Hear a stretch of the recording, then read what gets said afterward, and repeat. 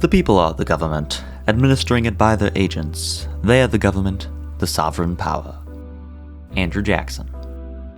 As America progressed through the early 19th century, it looked to its leaders for guidance on all fronts.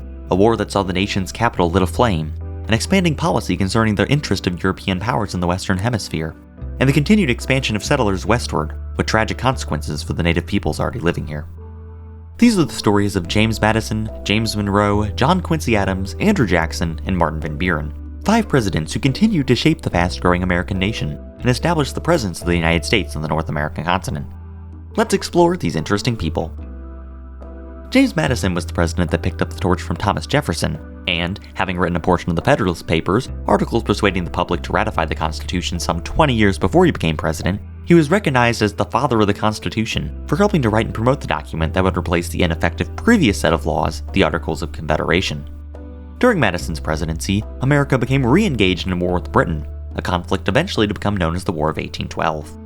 Several battlefields and memorials are dedicated to the war, including Perry's Victory and International Peace Memorial in Ohio to commemorate those who fought to defend Lake Erie from the British, and River Raisin National Battlefield in southern Michigan remembers the cry, "Remember the Raisin!" that rallied so many Americans to join the war cause after a massacre against American troops at the site.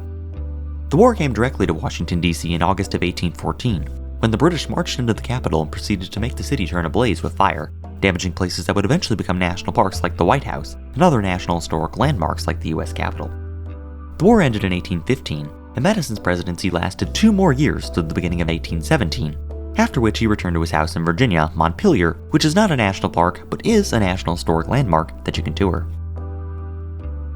Following Madison was another president with the first name of James and a last initial of M, James Monroe. The last president to be a veteran of the American Revolution, Monroe also served in the military during the War of 1812 and was appointed Secretary of War for his heroic actions during the conflict. Monroe assumed the presidency in 1817 and even got to see a fort bear his name, Fort Monroe, which began construction in 1819 and became a national monument in 2011. During his presidency, Monroe also implemented an important piece of legislation bearing his name, the Monroe Doctrine, which served as a warning to European powers to stay out of the Western Hemisphere, and of course, U.S. affairs. On the domestic side of his presidency, Monroe had to contend with admitting new states into the growing Union. The Missouri Territory wanted to enter the Union as a state that allowed the practice of slavery, forced labor without pay. This would upset a balance between the number of slave and free states, and thus a compromise had to be made, allowing Missouri to become a slave state, while a former part of the state of Massachusetts, now known as Maine, would become a state as well, but as a free state. Speaking of Massachusetts, our next president hails from the Bay State, and is related to a previous president. John Quincy Adams, son of America's second president John Adams, inherited his father's name and became the 6th president of the United States. He was born in Braintree, Massachusetts, and Adams National Historical Park chronicles the days of his youth. After observing his father's diplomatic and political skills, John Quincy Adams ran for president in 1824, with the winner being decided in Congress as none of the 4 candidates running were able to win a majority. The 2 candidates with the highest amount of votes, Quincy Adams and Andrew Jackson, seemed to be the most likely to succeed, and Adams was able to prevail after Henry Clay, the candidate with the least amount of votes, pledged his support for Adams over Jackson, and thus Adams assumed the presidency, while Jackson went back to the drawing board, biding his time until the next presidential election. Adams was an interesting man during his time as president, pushing for massive internal improvements such as better roads and bridges, which seemed nice but a lot of the time were unrealistic and unsupported by Congress. On a more personal note, John Quincy Adams liked to bathe in the Potomac River, a habit that uniquely separates him from the rest of the presidential pantheon.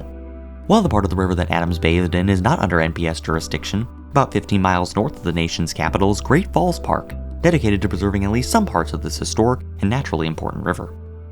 Adams also kept a pet alligator in the White House, a gift from the Revolutionary War hero Marquis de Lafayette, alligators being one of the species that would eventually be protected in national park units like Everglades and Big Cypress National Preserve.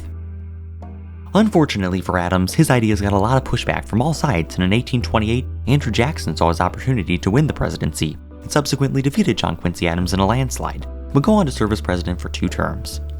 Jackson's life up to that point had been shaped by war and politics. Born in 1767, Jackson joined American forces after the Revolutionary War broke out.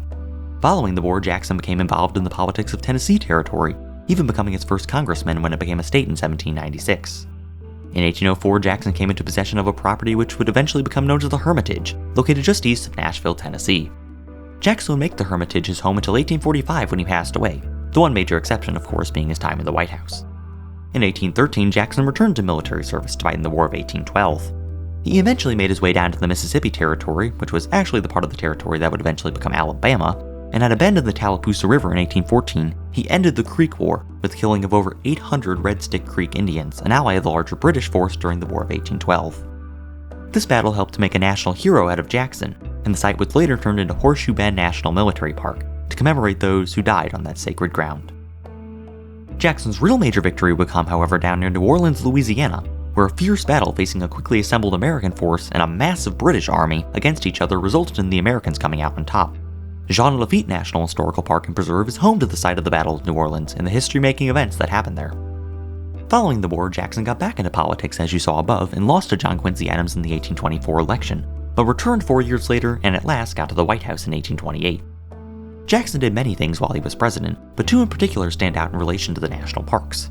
On April 20, 1832, President Jackson set aside a small tract of land in southwestern Arkansas to be preserved for future recreation. This was known as the Hot Springs Reservation, and although it wouldn't officially become a national park until 1921, this is often thought to be the first major step by a US president towards putting aside land for recreation. Of course, city parks like Central Park in New York City would also come into existence throughout the 19th and 20th centuries, but Hot Springs wasn't a major city at the time and still only has about 40,000 people today, so this was a somewhat unprecedented move for a president to make. Jackson's other relation to the national parks isn't as happy, however. The Indian Removal Act passed by Jackson in the 1830s forced hundreds of Native Americans off their land in the southeast and relocated them out to Indian Territory in present-day Oklahoma. These peoples had to walk hundreds of grueling miles in all types of weather over several different routes in what eventually became known as the Trail of Tears. Today, many memorials remain across the trails, now memorialized as Trail of Tears National Historic Trail, including places like Trail of Tears State Park in Missouri, one of the sites where the Native Americans had to cross the Mississippi River in the cold of winter. Andrew Jackson would leave the White House in 1837, and replacing him would be his vice president, Martin Van Buren, the last president in today's video. Van Buren grew up in Kinderhook, New York, on the road between the two major cities of New York City and Albany, and you can see what his childhood was like at Martin Van Buren National Historic Site. People like Alexander Hamilton and John Jay often came by the tavern Martin's father owned, so Martin became richly indulged in politics even from a young age. Van Buren worked his way up through the political ranks, eventually becoming vice president under Andrew Jackson, and when Jackson stepped down, Van Buren won the election of 1836 to become the nation's 8th president. The time to celebrate his success was little, however, as Jackson had refused to renew a charter for the National Bank, effectively destroying it, and one thing led to another, and before the country knew it, an economic panic had begun. The Panic of 1837 would last until around the middle of the following decade, and most of Van Buren's time in office was spent trying to resolve the panic. He created the National Treasury to try and stabilize the handling of federal money, which helped a little, but the panic persisted, and in 1840, Van Buren was not re-elected. These 5 men have undoubtedly left an impact on the United States of America, for better or for worse, and the impact they've had on the National Park Service is profound as well. Through the military and their political backgrounds, the US became a country with its triumphs and its darkest moments. Unfortunately for the nation, one of its darkest moments was yet to come. The issue of slavery had been slowly simmering ever since the founding of the United States, and in our next entry in the Presidential Park series, the slavery debate is going to be heated up to the next level. Thank you for watching this episode in RAC's Presidential Park series. There are a lot of connections between the national parks and the president, and of course we couldn't get to all of the connections, but if you think we missed an important one, let us know down in the comments. Be sure to subscribe to RAC Adventures if you haven't already, and we'll see you next time.